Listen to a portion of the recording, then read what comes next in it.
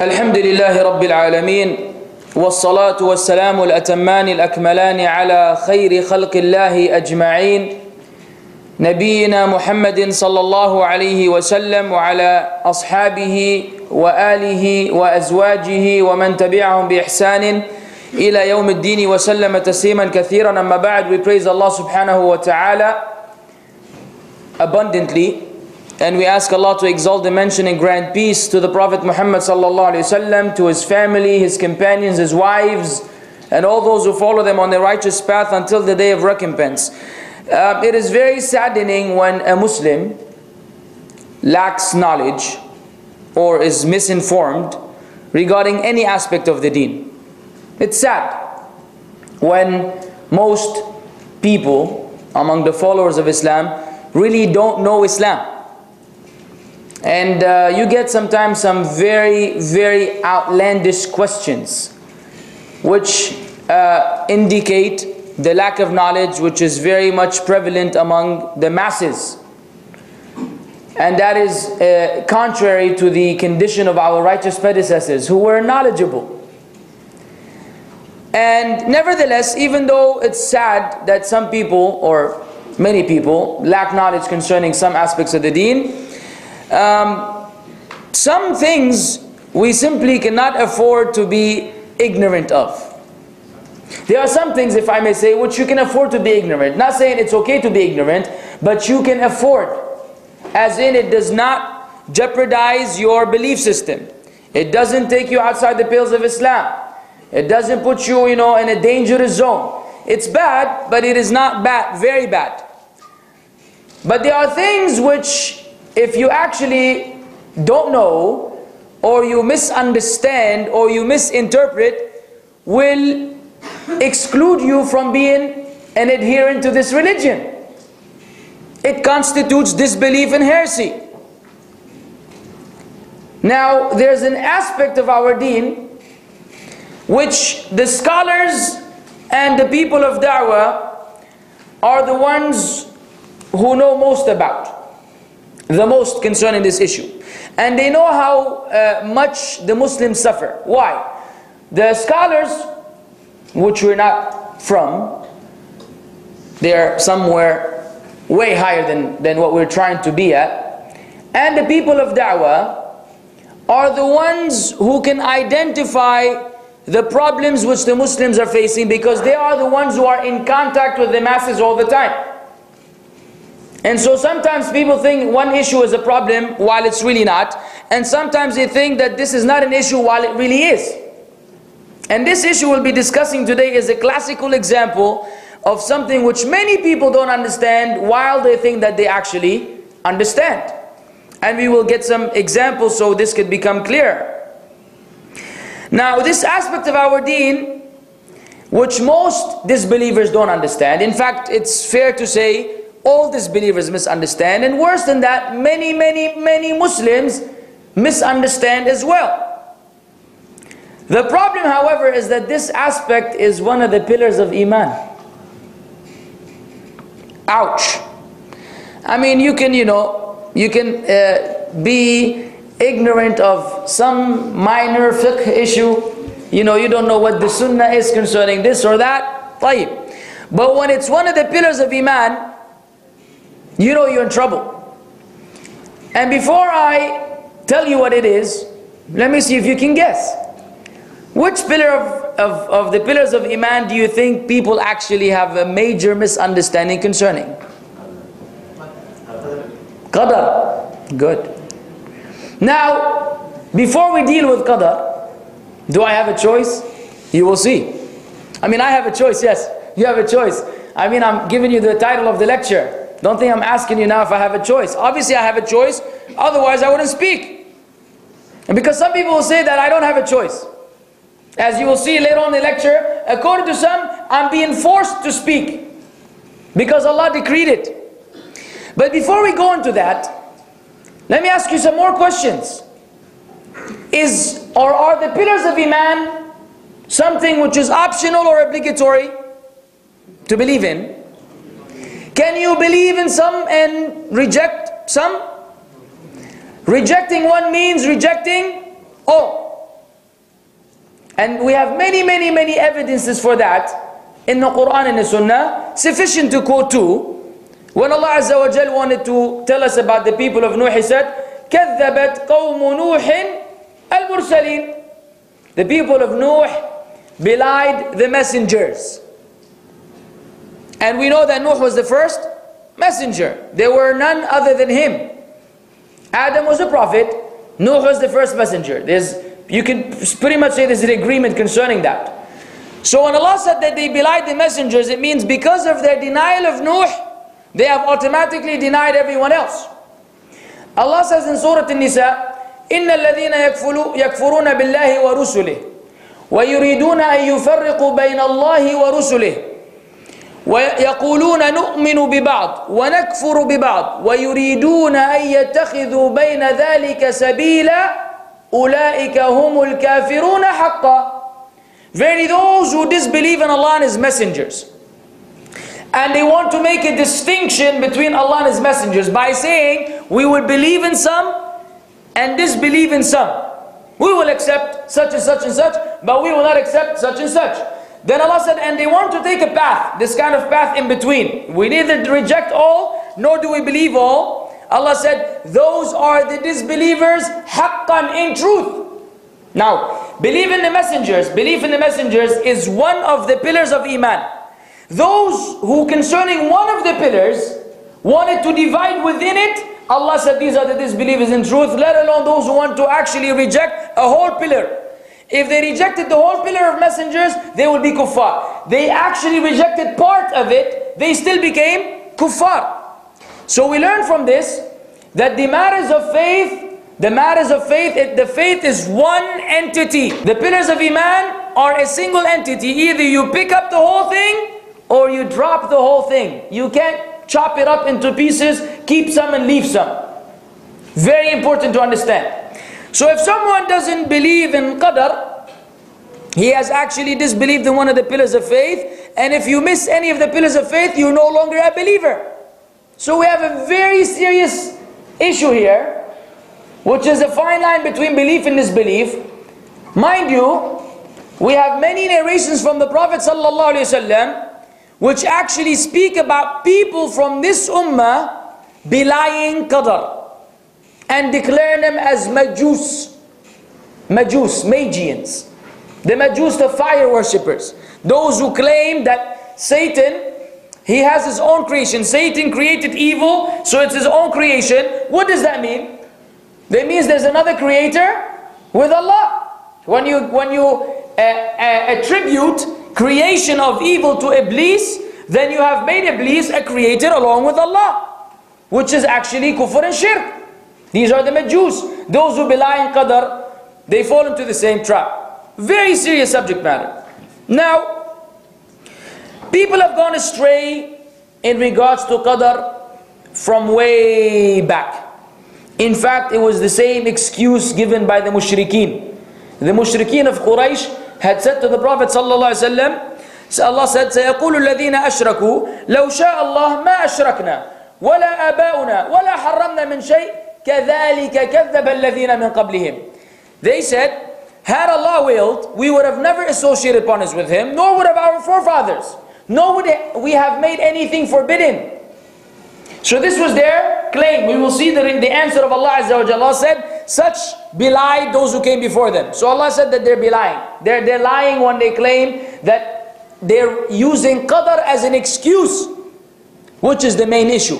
Someone disobeys Allah, and if you tell him why, he says, Yakhi, the Qadr of Allah. You're going to blame me for what Allah decreed for me? If Allah decreed, I wouldn't have sinned. So this kind of approach and mentality is the one that we will be addressing. And the other extreme one, which says that everything you're doing is forced upon you by Allah because Allah decreed it. Ahl Sunnah wal Jama'ah are where? In between, as in everything else. And we will see what that exactly means. Now, there are two groups among the followers of Islam, if we can still call them that. That's not our job to now disqualify them, even though some of them are disqualified, who went astray in regards to Qadr. And they're known as Al-Qadariyya and Al-Jabariyya. Okay, familiarize yourself with these terms. because the Arabic terminology is an element or a fundamental factor in da'wah. You need to be familiar with Arabic words. It's nice to have some English vocabulary here and there, but ultimately what is most important is the Arabic vocabulary, because it is what it was revealed, and it is the most accurate depiction of meanings. English is nice, but it doesn't do the job. Arabic is a whole other thing, and we will see what that means in a little bit. Qadariya and Jabariya. Now, believe it or not, these people, these two groups, were actually united in terms of the principle, meaning they both believed in the same principle. That principle is, whatever Allah willed, it means Allah loves. So they made the will of Allah synonymous with Allah's love. Anything which Allah willed, anything which Allah decreed, anything which happens, it must be beloved to Allah, otherwise Allah wouldn't have let it happen. So they agreed that this is a fundamental principle for them. Anything that happens must be beloved to Allah subhanahu wa ta'ala. Now they agreed on that. Now when the results came, they became Al-Qadariyya and Al-Jabariyya. What are the results? The results is there's kufr in this world.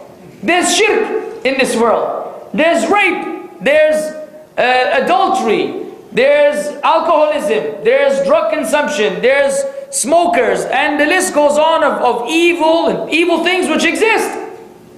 So the Jabariyya said, well, if this happens, it means Allah loves it. So one of them will actually be engaging in that sin while he believes that he's doing what Allah loves, because Allah willed that these things happen. So they became Al-Jabariyya, which basically say you're like a feather in the wind. You have absolutely no choice. You have no choice in what is happening, which means there's no point for you really to do ibadah. What is the point of you saying Ihdina as-sirat al-mustaqim if you're just like a feather in the wind, if you have no say in anything? That's the deviance. The Qadariyya, they thought they were more intelligent. They said, look, it's impossible that Allah loves kufr, shirk, all these evil things. Then it must mean that you do them on your own. It is not something which Allah created. So now they've committed shirk. They try to run away from one thing. They fell into you being the creator of your own actions. So now we have billions of creators with Allah. That sounds like Hinduism, in their misunderstanding of their God and the subdivisions. So they say that, and now there are levels, the Qadariyya. Some of them say Allah does not know what you will do. He doesn't know it. After you do it, Allah finds out. Crazy stuff. The ones who are less deviant, they say, no, Allah knows, but Allah gave you many options. He gave you like a bunch of options, and He only knows about what you choose. He knows the possibilities, in other words, but He doesn't know what you will choose until you choose it. And this is why you have to be very careful who you listen to. We avoid as much as possible to mention people as long as they are upon the Sunnah. Any brother in Islam who's given da'wah, who's from Ahl Sunnah, upon the Aqidah of Ahl Sunnah wal Jama'ah, the methodology of the righteous predecessors, we love, honor and respect. Even if they make mistakes, everybody makes mistakes. But when it comes to issues or individuals who are not within this margin, who are not in that zone, then it becomes necessary that it is brought to the Muslims' attention so that they will know. For instance, one of our brothers, whom we ask Allah to rectify his condition, Shabir Ali. Some of you may know him, some of you may not. He's involved in debating with the Christians and different people, mainly Christians. He debates with Christians. And he's an excellent debater. I mean, when he deals with things in a very professional way, if I may say. Nevertheless, he has a major issue in this regard, in regards of Qadr. So this is why not every time you find a good speaker, you get excited. Okay, and you start saying, okay, then everything else goes. No, you must be careful. Because some people may be eloquent, or they may be skillful in one way, and they will take you to Jahannam on the other side of the coin. So you have to be familiar. That's why the most important thing before you start labeling and dealing with these individuals is you gain knowledge.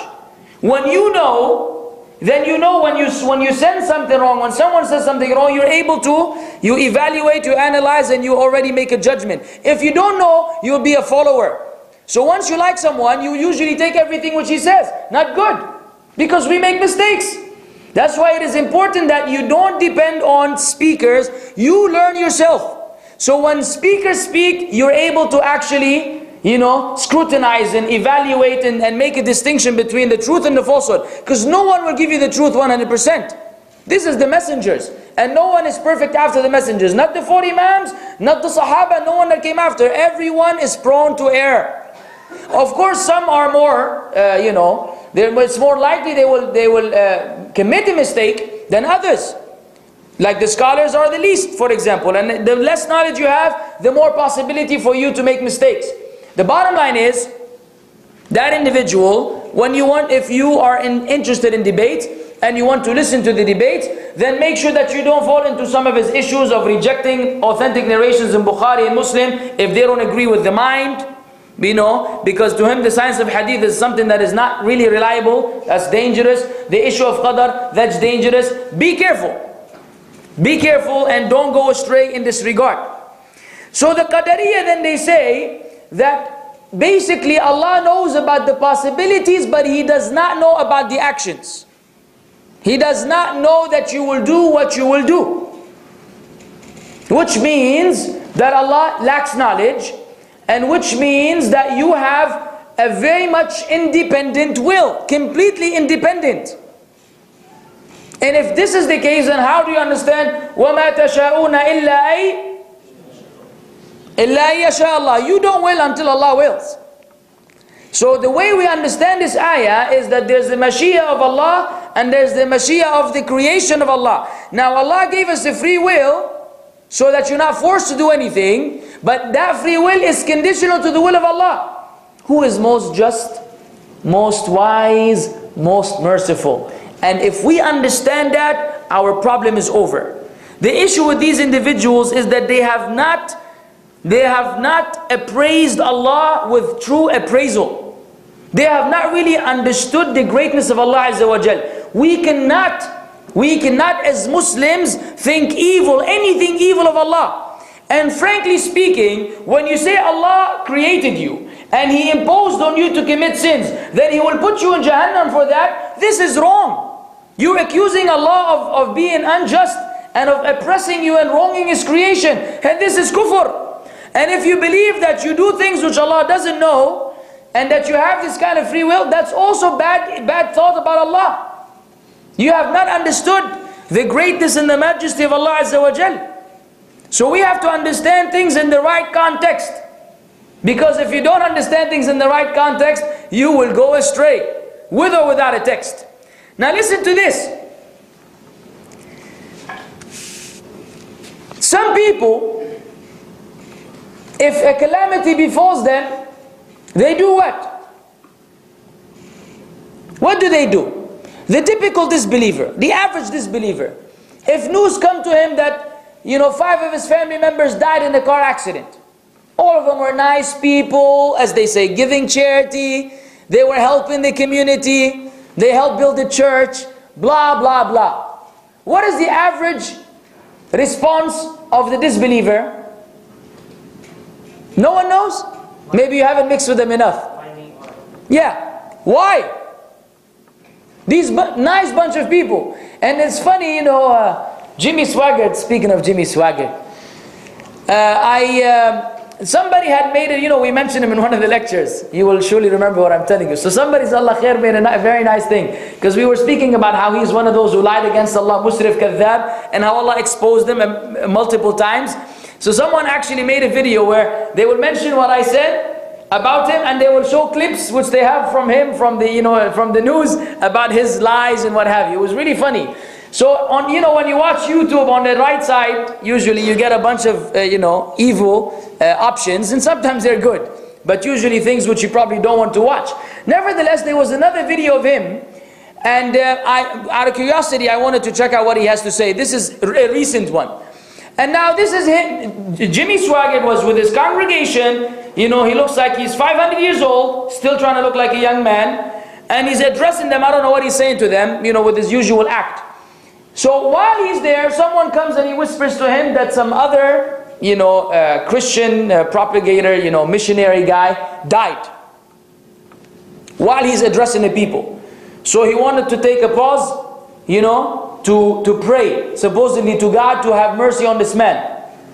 And this is the religious figure.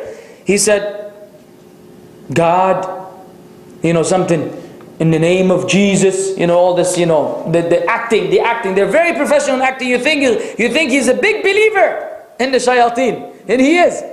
He said, I don't know why you have decided to take, you know, or I don't know why you've taken the soul of such and such person, but you know, now that you've taken his soul, then, you know, we ask you to have mercy on him and blah, blah, blah. Hey, the first thing he did, he was sitting there now, supposedly speaking to God.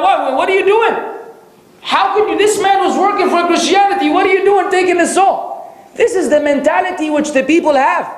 When calamity befalls them, they actually want to point fingers, if we may say, you know, against Allah and say, what are you doing? And subhanallah, this is ajib, ya Shaykh, ajib for someone to have the audacity to tell the one who created him, you know, what are you doing? And Allah had taught us in the Qur'an, and He disciplined us very well. لا يسأل عما يفعل وهم يسألون. He is not questioned about anything which He does. We are the ones who will be questioned. فعال لما يريد. He does whatever He wants. فعال. Yani, He does whatever, whenever, however. Nobody has any business with that. But we Muslims believe in Allah. When Allah does what He does it with His mercy, with His justice, with His compassion, with His love, with all the names and attributes of Allah. We never think of Allah independent of these names and attributes. Otherwise, why did Allah reveal them? And why did the Prophet ﷺ say, Allah has 99 names, whosoever, which we know of, Allah has more, but the ones which were revealed, 99, whosoever encompasses them will enter Jannah, which means you know Allah according to them, and you believe in Allah according to them, which means you never assume anything evil about Allah Azza wa Jal. So we need to know our limits. Now there are three different dimensions when it comes to the belief in Qadr. Number one, or we mentioned number one, which is no one has the right to accuse Allah of anything evil. Wal-'iyadhu billah. Number two, we must refer to the Qur'an and the Sunnah. According to who? To the Sufis? You will go to Jahannam. I'm telling you, bro. You believe in the Qur'an and Sunnah according to the Sufis, you're not really practicing Islam. You're practicing something else which they have invented. Now we know they are at different levels. There may be some, you know, moderate, light, easygoing Sufis. You know, you're not too far from the truth. You're still far from the truth, but not too far. But if you're a total Sufi, total Ash'ari, total Maturidi, total, you know, Mu'tazili, total Shi'i, total whatever, you are not upon the deen which Allah revealed. And this is a problem. Everybody wants to understand the Qur'an and the Sunnah in their own invented ways. It doesn't work. It just doesn't work. You cannot go against the early generations, because Allah gave them certain things and certain qualities and certain privileges, and He praised them in ways which we cannot even dream about. All we can see is وَالَّذِينَ اتَّبَعُهُمْ بِإِحْسَانٍ وَالسَّابِقُونَ الْأَوَّلُونَ مِنَ الْمُهَاجِرِينَ وَالْأَنصَارِ. And the only thing we get, وَالَّذِينَ اتَّبَعُهُمْ, those who follow them. The best we can do is follow them. You can never be with them. You can never be like them. رَضِيَ اللَّهُ عَنْهُمْ وَرَضُوا عَنْهُ. Allah is pleased with them and they are pleased with Him. Allah is even mentioning to you that they are pleased with Him. Does Allah need them to be pleased with Him? No, Allah doesn't need anyone to be pleased with Him. Still He mentioned it out of praise for them. So someone wants to go against all of them and, you know, disregard all of their understanding and think that he in the, you know, 15th century can understand Islam better than they did. Impossible. And once you start developing this kind of ideology, you are already on the wrong path. So if you go back to the statements of the Sahaba, and this issue you can find in many different books. I advise you to get the book of Al-Aqidah Al-Wasitiyah. I will discuss it later, inshallah. This issue of Qadr has been discussed by Ahl Sunnah wal Jama'ah extensively. You go back and read. I cannot quote everything here. What the Sahaba said concerning these issues, what the Tabi'een said, what the Imam said, and you will be upon clarity. You start dealing with the philosophers and the rationalists and all these people, wallah, you will get confused. They will confuse you. You will not understand what to believe concerning the Qadr of Allah Azza wa Jal. Even though when Jibreel came and asked the Prophet sallallahu alaihi wasallam about Iman, he said, وَأَن تُؤْمِنَ بِالْقَدَرِ خَيْرِهِ وَشَرِّهِ. You must believe in Qadr, the good and the bad thereof. You must believe in it according to the Qur'an and the Sunnah and the understanding of the righteous predecessors. Lastly is know your limits. Know your limits. At the end of the day, each one of us has been given a brain. And we all know that our brains are not identical. If we were to have an IQ, test right now, Allahu A'lam what the results would be, but we'll have huge variation. Some of us may not even pass, and others may appear to be intelligent, and the list goes on. The idea is, the mind has its limits. If you fail to understand something, then let us understand that this is a deficiency in our intellect. Let us not, go against the teachings of Islam because we fail to understand something. If you don't understand, believe and submit to Allah. But you have to accept the Qur'an and the Sunnah face value. That's the ultimate thing. Now, let me tell you something. The belief in Qadr has four different aspects that you have to believe in. The Qadr basically comprises of four different matters. First, everything was created by Qadr. Inna kulla shay'in khalaqnahu bi Qadr. Allah says, really, everything we have created with Qadr. Allah created everything with Qadr. Qadr now can be translated in many different ways. Some say it's decree, the decree of Allah. And some say it's the predestination. And some say it's the pre-ordainment. Whatever. The terms is not an issue. Whatever term you prefer to use, predestiny, predestination, all of them are actually close. Decree has more meanings because there's a royal decree, as in like an announcement. So that some terms actually entertain multiple meanings. Usually you try to avoid terms that have multiple meanings when you're addressing an audience of non-Muslims in particular, so that they will not think about something else. You try to use words that are more precise, so that the message is absolutely delivered. Because you say decree, and decree has many meanings. Predestination, usually you're still, you're around the same kind of zone. You're in the same area. You don't go astray. Now, we said you have to believe in Qadr. We quoted the hadith of Jibreel. The first aspect of belief in Qadr is al-ilm. Allah's knowledge. You must believe that Allah subhanahu wa ta'ala's knowledge encompasses everything. Inna Allah bi kulli shay'in alim. The ayah could have said, Inna Allah alimun bi kulli shay'. But the ayah says, Inna Allah bi kulli shay'in alim. There's a reason for that in the Arabic language. This is called sighatul hasr. Just like you say, Iyaka na'budu wa iyaka nasta'in, you don't say, Na'buduka wahdak wa nasta'inu bik. Why do you say that? Why did Allah reveal that? Because of exclusivity. Exclusivity. When you say, Iyaka na'bud, meaning we worship none but you. So the stronger meaning is to say, Inna Allah bi kulli shay'in. Allah, concerning everything, is all knowledgeable. This makes it stronger than saying, Inna Allah alimun bi kulli shay'. Because it is given, when that which is supposed to be delayed in the sentence is put forth, it indicates importance and exclusivity.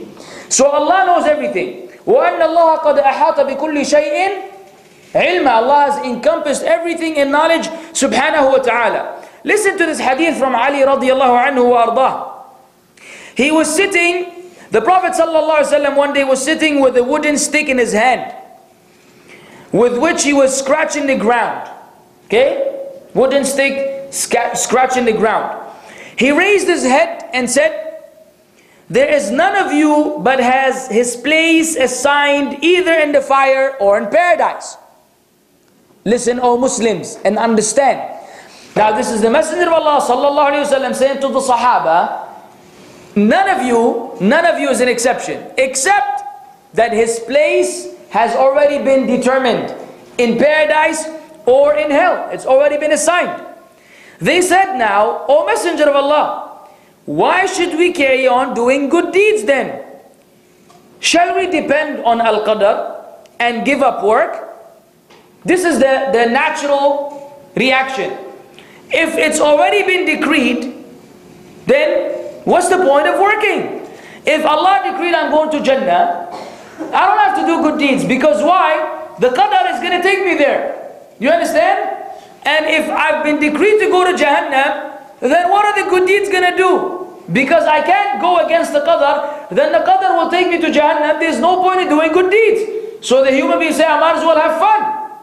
If I'm going to do good deeds now and go to Jahannam later, if I'm going to Jahannam anyways, then if I can't get the dunya and the akhirah, let me get the dunya. Since the akhirah is gone. Human mentality. You're smiling because you know this is what the person would think. So this is the reaction of the Sahaba. Subhanallah.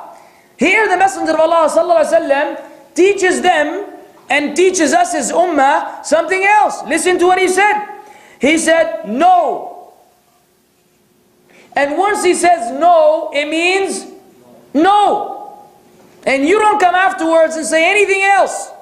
You don't have the right, you don't have the authority, you don't have, I don't care what you want to call it, to come and contradict the Messenger of Allah sallallahu alaihi wasallam. So even if you fail to understand when he said to the Sahaba, don't depend on Qadr, no means no. Meaning you can't do that either. Look what he said. He said, no, but carry on doing good deeds.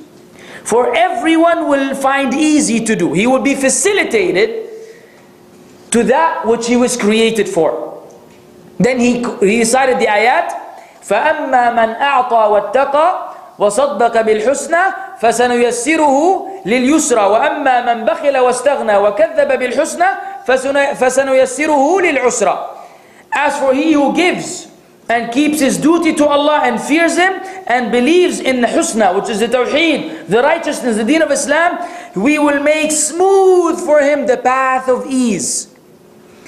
On the other hand, if the one who belies and is miserly and doesn't give, and he denies al-husna, then we will facilitate for him, we will make smooth for him the path of lack of facilitation. So Allah Azza wa Jal is teaching us that, the Prophet ﷺ is teaching us Allah already taught us that you do what you have to do and you will be facilitated to that. But Allah still said, فَأَمَّا مَنْ أَعْطَى وَاتَّقَى. You have to give, you have to have taqwa of Allah for you to be facilitated towards that. You can't be, lazy and expect to make it there. It doesn't work this way. Now, Allah knew that Iblis would disobey, didn't he? Did Allah know that Iblis would disobey or not? He knew. And that he would not prostrate to Adam as Allah commanded him. The angels didn't know. And so when they said to Allah, when they question Allah subhanahu wa ta'ala, not in the sense as many people think, they say, the angels, how could the angels ask Allah, question Allah? This is not how the scholars understand it. It is not someone who is contradicting the command of Allah. They're trying to understand the wisdom behind it. And if you read the beginning of Surah Al-Baqarah, if you don't read the tafsir, you may misunderstand the ayah. They were not saying, how do you do this, as in they're accusing Allah of lack of judgment. Otherwise they would have been like Iblis. It was merely trying to understand that Allah taught them, إِنِّي أَعْلَمْ مَا لَا تَعْلَمُونَ. I know that which you don't know. Meaning Allah knew that Iblis was going to disobey. That's the wisdom behind it. And Allah Azza wa Jal did this according to His wisdom. Otherwise there will be no test. There will be no testing. So this is what we need to understand. Some people complain about evil. And the Prophet ﷺ said that khair, all khair, is in the hands of Allah. وَالشَّرُّ لَيْسَ إِلَيْكَ. Please understand, evil is not attributed to Allah. You understand? You say Iblis. Iblis is evil. And Allah created Iblis, didn't He? That means that Allah Azza wa Jal is the creator of evil. We say no. Because the Prophet ﷺ said that evil is not attributed to Allah. Nothing is really pure evil, believe it or not. In the creation of Iblis, there's good. Can anyone answer why? Why is there good in the creation of Iblis? What do you think? Because without the attribution of bad, there is no good. Indeed, if Iblis wasn't there for you to disobey him, you wouldn't earn Jannah. In the existence in the creation of Allah, they make evil. They make evil. This evil makes you appreciate and identify and live according to good. Because through opposites things become clear. When you wouldn't know what black is until you see white, you wouldn't know what white until you see black. That variation is the one that makes you understand the difference between the two. I'm not speaking about people, by the way. I'm speaking about, clothes. Just in case somebody think we're propagating any form of racism. We know that racism is not part of Islam. Never been and never will be. So honestly, there isn't such thing as evil being attributed to Allah. Very dangerous and trap that people fall into. Because Allah says, "Min sharri ma khalaq." Qul a'udhu bi rabbil falaq. Say, I seek refuge with the Lord of the daybreak from the evil of that which He created. You say death. What good is there in death? Death is evil. We say, how many people repent to Allah when other people die? How many people enter Jannah because of the death of other people? Isn't there good in that? If anything you mention, anything you bring, which you say is pure evil, we will be able to give you goodness in that and show you the goodness in that. So there's no such thing as pure evil, brothers and sisters in Islam. Allah created things, and because of the existence of this evil, the evil comes from the creation of the people, meaning from the byproduct of the people's actions. It is not attributed to Allah in the ultimate sense. We learn this from the Prophet sallallahu alaihi wasallam. So the first thing is Allah knows everything. Allah knows everything, meaning Allah knew that there will be iman and there will be kufr and there will be shirk, and everything is known to Allah subhanahu wa ta'ala. This is part of the ultimate knowledge of Allah Azza wa Jal that no one shares with Him. Not the Messenger of Allah sallallahu alaihi wasallam and no one else afterwards. Now, the second aspect of our belief in Qadr is what? Al-Kitaba. Al-Kitaba. Kitaba is actually the writings. The writings. And that is on different levels as well. It is not one level. We will deal with them one by one. First, 50,000 years before Allah created the heavens and the earth, Kitaba began. When Allah subhanahu wa ta'ala created the pen. And He said to him, Uktub, write. The pen said, what shall I write, my Lord? He said, write all that which will happen, which will exist until the end of time. And then, right then and there, the pen wrote everything which Allah Azza wa Jal commanded it that then. Everything which we're doing, which people did, which people will do in the future was written. That which we are doing right now, me speaking, you listening, was already written 50,000 years before Allah created the heavens and the earth. Who taught us that? The Messenger of Allah sallallahu alayhi wa sallam, as-sadiqul masduq, the truthful one who's always believed, sallallahu alayhi wa sallam. Now, there are multiple narrations, but before that, let us deal with the ayah.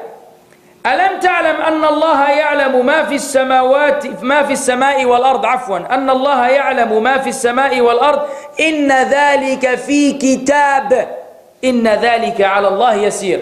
Do you not know that Allah knows all that is in the heavens and the earth? Verily, all that is in a book. Verily, this is easy for Allah. This kitab is called Ummul Kitab. وعنده أم الكتاب. With Allah is the mother of the book. The ulama say this is اللوح المحفوظ. بل هو قرآن مجيد في لوح محفوظ. This preserved tablet, if we may call it that, or preserved, whatever you want to call it. Is in sometimes tablet, there's another term which I can't bring to mind now. Scripture, they use another term for it. على كل حال, that preserved tablet or scrolls, there you go, jazakallah khair. Everything is there, and we will see the relation between that and between dua, and between that and between Laylatul Qadr, because some people say if everything is there, then why do you make dua? And how do things change? We will see when you understand the various levels of the kitaba, then you will be able to understand what happens when. So first we must understand that the hadith further reinforces that. The Prophet ﷺ said, Allah had written the ordained measures and due proportions of the creation 50,000 years before the creation of the heavens and the earth, and His arsh was on the water. This is according to Sahih Muslim. And the hadith of the pen which we already mentioned. Now, Abi Hafsa narrated that Ubadah ibn Samit said to his son, "O son, you shall not get the true sense of Iman until you know that what has befallen you was not going to miss you, and what missed you was not going to befall you." I heard the Prophet ﷺ saying, as soon as Allah created the pen, He commanded it saying, "Write." It said, "What should I write, my Lord?" Allah said, "Write the record of all things to happen till the establishment of the hour." "O my son, I have heard Allah's Messenger ﷺ saying, he who dies believing other than this is not from me," meaning is not upon the way of the Prophet ﷺ. So he was teaching his son, whatever happened to you was meant to happen to you. There's no point in you going, to extremes and grieving and being displeased with the Qadr of Allah. There was no way you can avoid it. And whatever missed you, if you wanted to get a job and you didn't get a job, it was never meant for you to get the job. Because if we believe in that, if we don't believe in that, you will live the life of anxiety, the life of stress, the life of worry. When you believe in the Qadr of Allah, you relax. You have this kind of peace of mind. Alhamdulillah. Everything is Alhamdulillah. Everything is good from Allah subhanahu wa ta'ala. Whether you get what you want or you don't get, it's still good because Allah had never decreed it for you anyways. So this is the mentality which we get. So the first is the 50,000 years before the creation of the heavens and earth and the preserved scrolls with the preserved tablet. The second is the writing following the creation of Adam. And this is a very important aspect of our deen. Now Umar ibn al-Khattab radiallahu anhu was asked concerning the following ayah. وَإِذْ أَخَذَ رَبُّكَ مِنْ بَنِي آدَمَ مِنْ ظُهُورِهِمْ ذُرِّيَّتَهُمْ وَأَشْهَدَهُمْ عَلَىٰ أَنفُسِهِمْ أَلَسْتُ بِرَبِّكُمْ قَالُوا بَلَىٰ شَهِدْنَا أَن تَقُولُوا يَوْمَ الْقِيَامَةِ إِنَّا كُنَّا عَنْ هَذَا غَافِلِينَ. And remember when your Lord brought forth from the children of Adam from their loins their seed, or from Adam's loins his offspring, and made them bear witness as to themselves, saying, "Am I not your Lord?" They said, "Yes, we testify." Then lest you say on the day of resurrection, "Verily we were unaware of this." Meaning everyone admitted that he was a slave of Allah and that Allah was his Lord. Every human being had done that. This is the fitrah which people try to deny today. Whether the person recalls that or not does not change the facts. Because some people say, "I don't remember." You don't have to remember. What you have to do is believe that this actually happened. Meaning Allah made everyone bear witness that He is their Lord. So when they come on the day of judgment, no one can come and say, "I was unaware of that." Because Allah Azza wa Jal had done that. Now listen to the hadith which explains it. He said when Allah's Messenger ﷺ was asked about the same question, I heard him say, Allah created Adam, and then He passed His right hand and brought forth from it His offspring, saying, "I have created these for paradise, and they will do the deeds of the people of Jannah," meaning those who will go to paradise. And then He passed His hand over His back and brought forth from it His offspring, saying, "I have created these for hell, and they will do the deeds of the people of the hellfire." Thereupon a man asked, "What is the use of doing good deed? If Allah already said these are going to Jahannam and these are going to Jannah," the man asked a question like the Sahaba asked before. The Prophet ﷺ said, "Verily when Allah creates a slave for paradise, He uses him in doing the deeds of the people of paradise until he dies doing them, upon which he will enter paradise.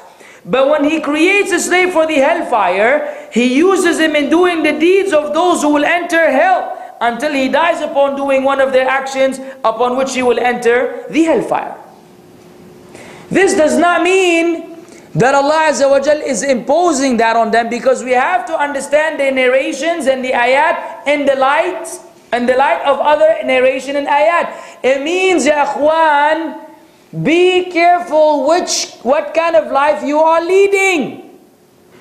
If you find yourself, you love Islam, you practice Islam, you're involved in practicing Islam, establishment of salah, doing good deeds, da'wah, inshallah, or Allah is putting you on this path. And if you're sincere, you're not going anywhere else. And if we find ourselves busy with something else, that means that we are choosing to live the life of the people whom Allah decreed to go to the hellfire, they go to the hellfire because of the actions of the people. It is nothing that is imposed. Why? Allah says, قُلِ الْحَقُّ بِرَبِّكُمْ فَمَنْ شَاءَ فَلْيُؤْمِنْ وَمَنْ شَاءَ فَلْيَكْفُرْ. If you understand this ayah, your problems are solved. Say, meaning, O Muhammad sallallahu alaihi wasallam, say to the people, this is the truth from your Lord. فَمَنْ شَاءَ فَلْيُؤْمِنْ. Whosoever wills, let him believe. وَمَنْ شَاءَ فَلْيَكْفُرْ. And whosoever wills, let him disbelieve. So the free will of belief and disbelief was given to us or not? It was given to us. Allah told us, you want to believe? Believe. If you believe, then Allah will make you lead the life of someone who will go to paradise and will put you there with His justice, mercy and compassion. And if you don't want to believe, you want to disbelieve, Allah will allow you to disbelieve according to your free will. And He will make you lead the life of someone who chose to go to the hellfire, and He will put you in the hellfire. So this does not mean that it's being imposed on the people, but this is what they will choose. And at the end of the lecture, I will give you an example, inshallah, which will put things in the right order. Al-Shaykh Al-Albani, rahimahullah ta'ala, commented and said, many people may understand that this hadith indicates that man has no choice with respect to his deeds, while there are many who think that being from the people of paradise or the people of hell is an arbitrary matter or just sheer luck. It is known that Allah is perfect in His names and attributes. لَيْسَ كَمِثْلِهِ شَيْءٍ. Then the Shaykh went on to say, it is according to His knowledge, wisdom and justice that He, the Exalted, chose people for paradise or for hell. He knew that those chosen for paradise will obey Him when they are commanded to do so, and those for hell will disobey when they are commanded to do so. Belief in Iman, belief will take you to Jannah, is your choice. Disbelief will take you to Jahannam, it's your choice. Both are your choice. So no one can come and say, because for you to believe that Allah decreed that Fulan will go to Jahannam, then He forced him to live the life of someone who go to Jannah, then put him in Jannah, ya akhwan. Is this something you can believe about Allah subhanahu wa ta'ala? وَالْعِيَاذُ بِاللَّهِ. How do you understand this while you believe Allah Azza wa Jalla saying, وَمَا أَنَا بِظَلَّامٍ لِلْعَبِيدِ? That Allah never, ever, ever wronged His creation. Allah says, يَا عِبَادِي إِنِّي حَرَّمْتُ الظُّلْمَ عَلَى نَفْسِي وَجَعَلْتُهُ بَيْنَكُمْ مُحَرَّمًا فَلَا تَظَالَمُوا. O my slaves, I've made oppression haram upon myself, and I made it haram amongst you, so don't oppress one another. You will wind up believing about Allah that which will take you outside of Islam. So make sure you don't misunderstand these ahadith and these narrations and these ayat. You have to understand them as the Messenger of Allah sallallahu alaihi wasallam explained them. The third level is at-taqdir al-umuri, which covers the person's lifespan. And you all know the hadith of Ibn Mas'ud, the Sahih, about the creation of one of us in the womb of his mother. Then the angel is commanded to write 4 things. What are they? What are the 4 things? Huh? His rizq, his provision, his lifespan, whether he will be Jannah, wretched or happy. Everything. And there's one more. You made me forget him. Then it comes in a mudgha for a similar period, and then Allah sends an angel with 4 words recording the person's provision, his life term, his deeds, his deeds, and whether he will be shaqiyun aw sa'id, whether he will be wretched or he will be happy. So this is for each person. This is the taqdeer of Allah Azza wa Jal for each person while he is in the womb of his mother. From the very get-go, this is already decreed by Allah subhanahu wa ta'ala, and then Allah will give the person the free will. Now I will explain at the end. Because Allah knows, He knows what you will choose, but you're not imposed to do it. And I will give you an example inshallah at the end, which should clarify if there's still any misconception. Fourthly, the annual taqdeer, which is on Laylatul Qadr. Sahih? فِيهَا يُفْرَقُ كُلُّ أَمْرٍ حَكِيمٍ. There in that night, a decree of every matter of ordainment is done. On that night, the decree of the year, what will happen to each one of us according to that year, Hijri year, is decreed on Laylatul Qadr. On Laylatul Qadr, the affairs of the year. Then you move on a step, and you go to the taqdeer al-yawmi. كل يوم huwa fi sha'n. Every day Allah Azza wa Jal is subhanahu wa ta'ala is in a different affair. Every day He's bringing something forth. The matters are different with Allah. Whoever is in the heaven and the earth, يَسْأَلُهُ مَنْ فِي السَّمَوَاتِ وَالْأَرْضِ كُلَّ يَوْمٍ هُوَ فِي شَأْنٍ. The Prophet ﷺ explained the ayah. Every day he has a matter to bring forth. He may forgive a sin of someone, lift and honor some, relieve the hardship of some, and so on and so forth. So every day people are going up and down. The matters of their daily life are being decreed by Allah subhanahu wa ta'ala.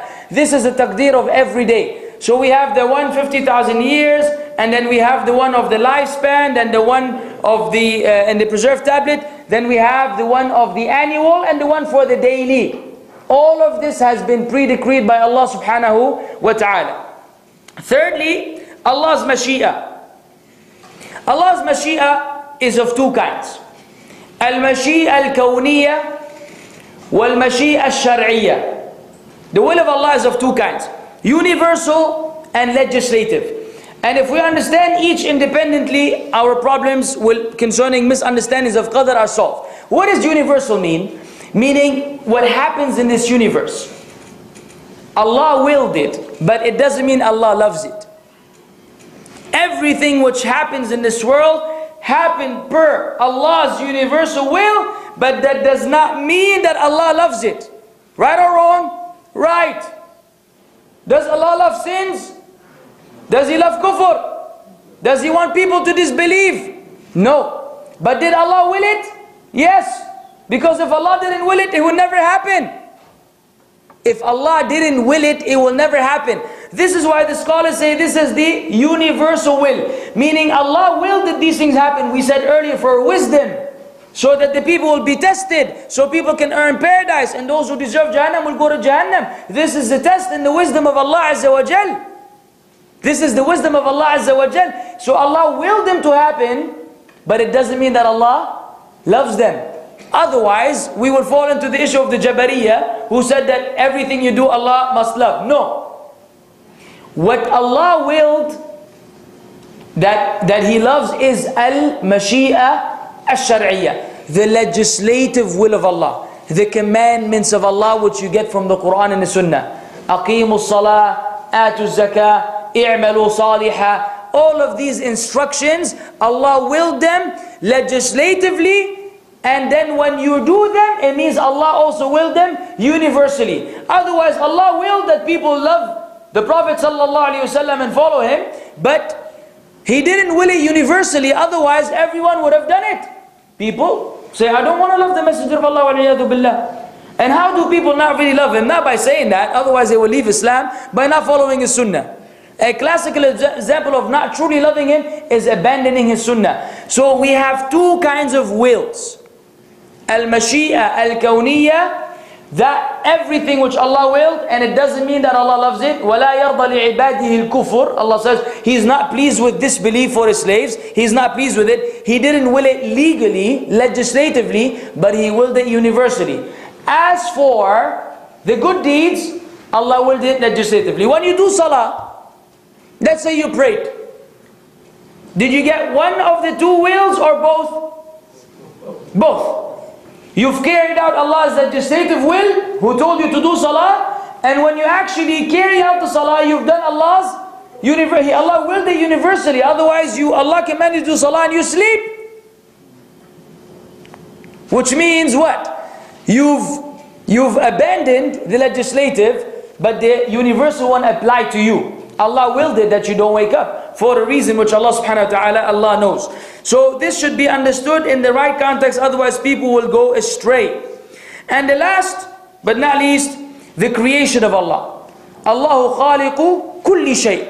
Allah is the creator of everything subhanahu wa ta'ala. And everything which Allah created, He created with perfect wisdom. Allah created it with justice. So nothing whatsoever happens except that Allah created even the deeds. Ibrahim alayhi salatu wasalam, when he was debating with the idol worshippers, he said to them, Wallahu khalaqakum wa ma ta'malun. Allah created you and all that which you do. So the deeds of the people are the creation of Allah. This is a refutation against the Qadariyah who say that the deeds are the creation of the people. No, even the deeds are the creation of Allah subhanahu wa ta'ala. We willed them after Allah willed them. And even when Allah willed them first, Allah did not force anyone to do something which is not good. The people themselves chose that. Otherwise Allah Azza wa Jal gave us the free will. Now let me tell you something. I will give you an example which inshallah should put things in the right order. Let's say you still fail to understand these 4 aspects of the belief in Qadr. How does one understand? There's still a conflict, and this question has been asked tens of times, hundreds of times. Akhi, I'm confused. On the one hand you say that Allah decreed everything, and on the other hand you say I have the free will. Okay? You tell me that Allah decreed whether I'm going to Jannah or Jahannam, then you tell me that I have the free will. But if Allah already decreed, how do I have the free will? How do I harmonize? How do I bring a relationship between these 2 issues? Let me give you a worldly example, which inshallah will help you put things in the right perspective. Tayyib, how? You have a boss. I've given that example before, but maybe some of you don't know it. You have a boss. You're an employee. He comes and he says to you, whatever your name is, Fulan, Omar, for example, I'm going to keep a close eye on you for 1 week. And after this 1 week, I will either promote you to the general manager of this business, or I will fire you. Fair enough? Give you an ultimatum. 1 week of close observation. I'm going to be keeping an eye on, I'm going to watch you, see what you're going to do. And after 1 week, it's up to me. Okay, he has the free will, doesn't he? He's the boss. If I want, I will promote you. If I want, I will fire you. And you have no say in it whatsoever. Right. Now this is not a very pleasing situation, even though you may utilize it properly. Whatever. What are you supposed to do? Truthfully speaking, if you come the next day 1 hour late with your pajamas, okay, and you come and you sit on the chair like this and you put your feet on the desk, okay, and the other employees walk in and look at you, man, what are you doing, man? Say, it's boss, terrible person. Why? What happened? He gave me 1 week. He said 1 week he will observe me. He will keep a close eye on me, and then he said he will either promote me or he will fire me. This is crazy, man. What is this? He's putting me in this predicament. It's really tough. What are the people going to say to you? You're crazy, man. You know what's going to happen to you now? What will happen to him? He will definitely fire him. Yani the boss may have, he wanted to test him. He wanted him to work hard. Okay, the boss may have decided, I'm going to promote this guy anyway, but I want him to feel that he earned the promotion. I want him to give me his, utmost, the best he has before I promote him. Maybe this is his mentality, and he didn't want to give it to you, on a golden platter. He wanted to kind of, make you work for it. But when he comes in and you're chilling like this, what is he going to do? He's going to fire you 100%. What are you supposed to do? Work hard. Even if he didn't give you a promotion, why were you hired? When you were you hired to wear pajama, come 1 hour late, drink tea and put your feet on the desk? No. Your contract with him from the beginning is what? I do work, you give me money. Isn't this the contract we have with the people who hire us? So regardless of this ultimatum which he gave you, as an employee, you're supposed to work hard. And doing otherwise is dumb. It's feeble-mindedness. So you were supposed to work hard anyways, man. If he fires you afterwards, whose fault is it? It's his fault. We say he's a lunatic. I'm a great employee. I worked even harder at the last week, the last week, and then he still fired me. This guy is unfair. But if he promotes you, then you surely deserve the promotion. So that we were created to understand this in very basic words. If you were invited to do good or to do your obligation, you're supposed to do your obligation.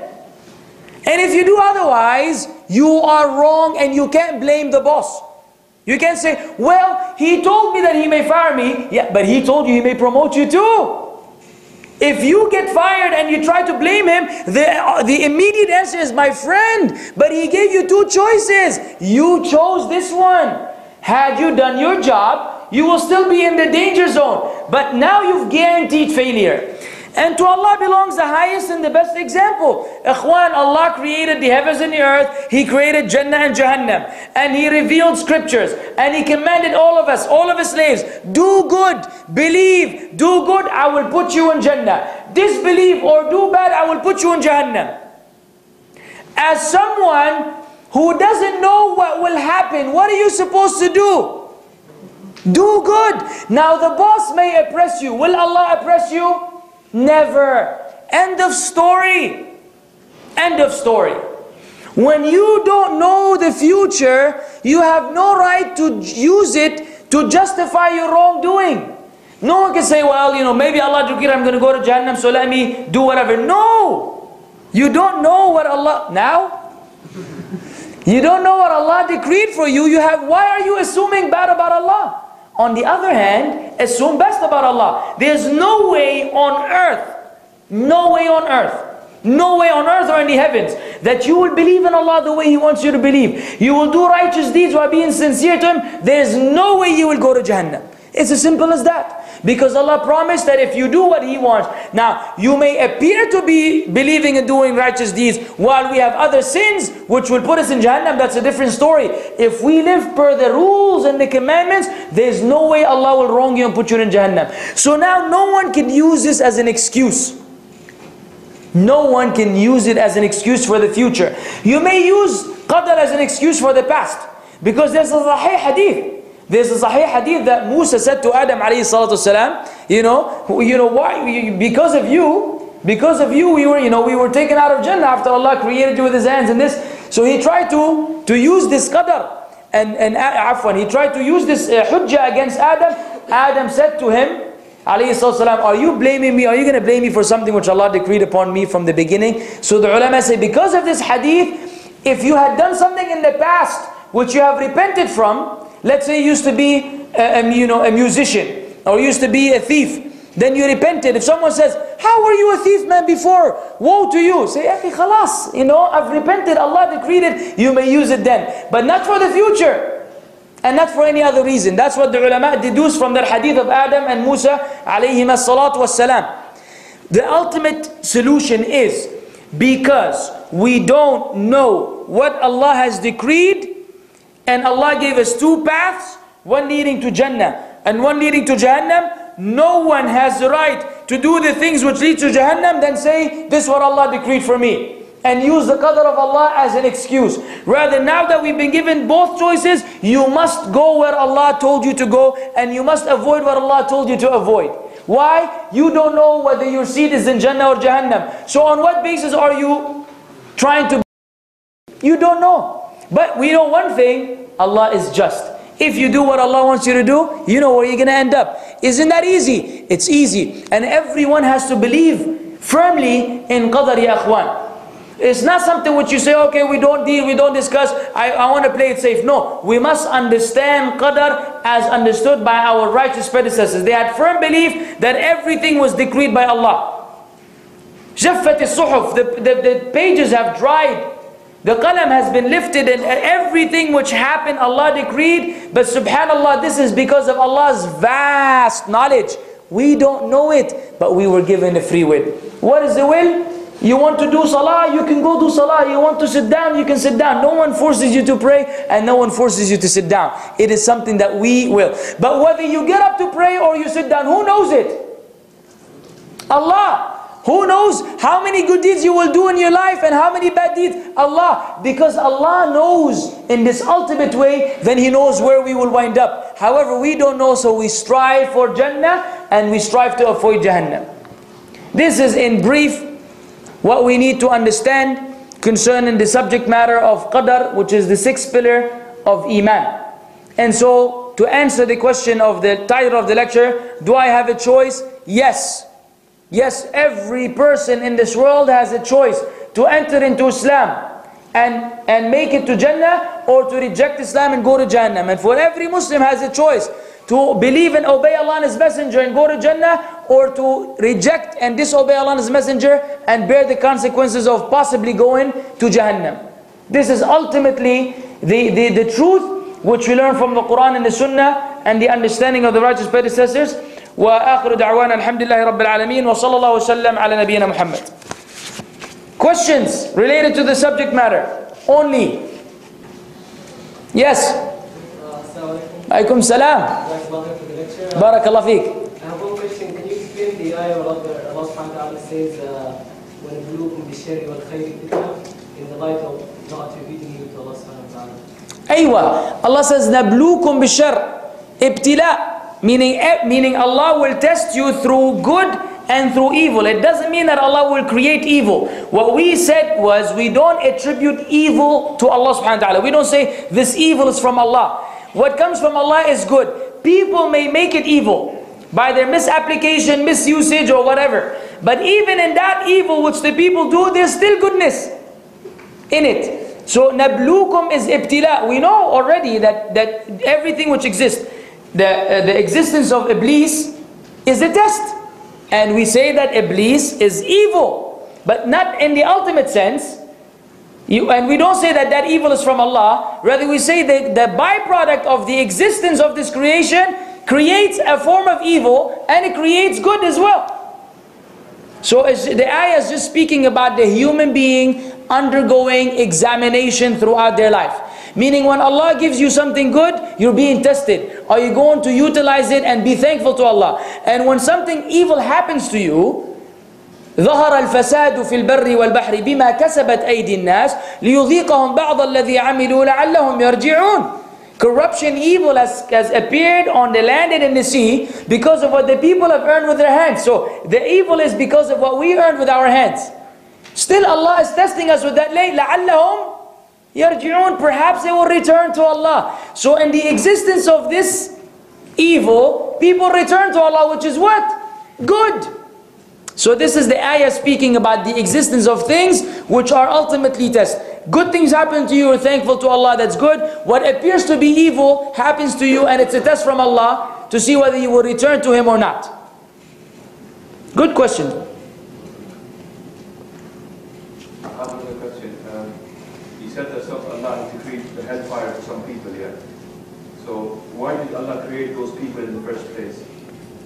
This is what Imam al-Tahawi says. This is Sirrul Qadr, meaning this is the limitation which I spoke about earlier, and I didn't want to elaborate on it. As in, no one can come and say, why did Allah create Jahannam, and why did Allah decree people for Jahannam, and why did Allah create Iblis, and why? These are questions which Muslims don't ask. I know you intend good, and I'm not attacking you here, but this is where we stop, because we don't know things that Allah knows. Allah is the wise. Allah is the all-knowing. Allah is the just. There are limits where we say, khalas, you just have to stop. You're here, you make it to Jannah. Knowing this makes no difference. You see what I'm saying? So had it been important, the Messenger of Allah ﷺ would have taught the Sahaba. Once they left these matters alone, we also leave these matters alone. Nah. So, Jazakumullah khair. Please visit onewaytoparadise.net. onewaytoparadise.net. Support the website. A lot of work has been done on it by brothers who are doing this for the sake of Allah. They're spending their money, they're spending their time, they're spending their effort, their skills to develop the site and make it practical and you know, friendly, user friendly. Alhamdulillah, to a large extent it has become like that. So don't let that effort go to waste. You know, download the classes. This matter of Aqidah, there are maybe 7 or 8 different files on the website on the Aqidah classes dealing with Qadr, with a much more extensive explanation from Shaykh ibn Uthaymeen rahimahullah ta'ala. So, you know, download the files, familiarize yourself with the site, the khutbah translation, these lectures, all of them are available. Share them with your friends. Try to, you know, get a share of the whole thing, so we can all inshallah get the reward if Allah Azza wa Jal accepts our humble deeds. So jazakumullah khair wa akhiru da'wana alhamdulillahi rabbil alameen wa sallallahu wa sallam ala nabiyyina Muhammad wa assalamu alaykum wa rahmatullahi wa barakatuh.